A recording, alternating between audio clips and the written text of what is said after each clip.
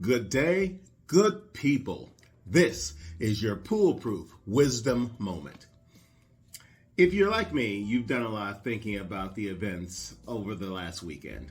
I'm going to leave it pretty much there by saying that don't let what those events are change who you are. You still need to remain true to your foundation that you've built through all the experiences you've had, and don't let the shriek of all that has happened change you for the worse, but hopefully change you and inspire you for the better. That's my advice on that, and that's all I'm going to say about that, to quote Forrest Gump.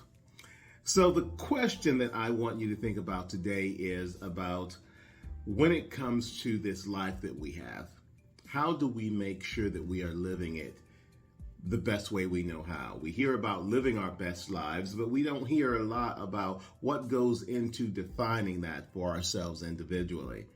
Sometimes we only think about the here and now. I mean, let's face it, we're humans. It's pretty much all we know is being born and living the life that we live into. But I happen to believe, and I think there's evidence of this, that there's so much more beyond this physical life. There's a spiritual world, a spiritual life that we lead, and we have to make sure that we're paying attention to that as well.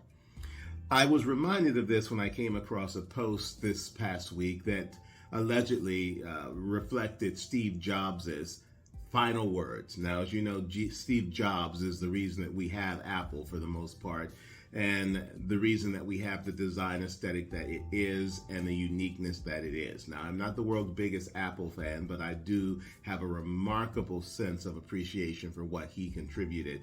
And he died many years ago from a very horrible disease. And this piece that keeps popping up on social media from time to time allegedly reflects his final words.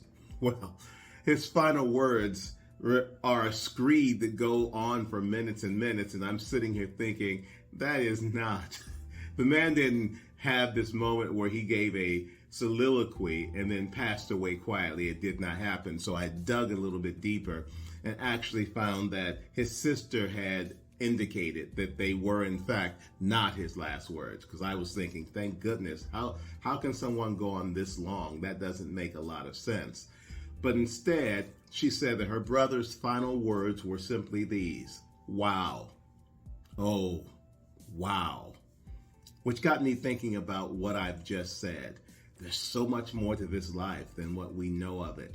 And even though there's a spiritual world that we will all become acquainted with someday when it's our time, I think that we have to approach our lives as we know them right now in a very, very particular way. And it's basically to approach our life in awe of everything, great and small, every occurrence, every up, every down, every in between, and to appreciate what it means to be alive, no matter what's going on in the world, no matter what's happening within our own lives. We are here. And every morning when we wake up and there's this opportunity to open our eyes, to, if we're able, throw our legs over the side of the bed, to breathe that first breath of the day, something amazing occurred that allowed that to happen. And it's awesome.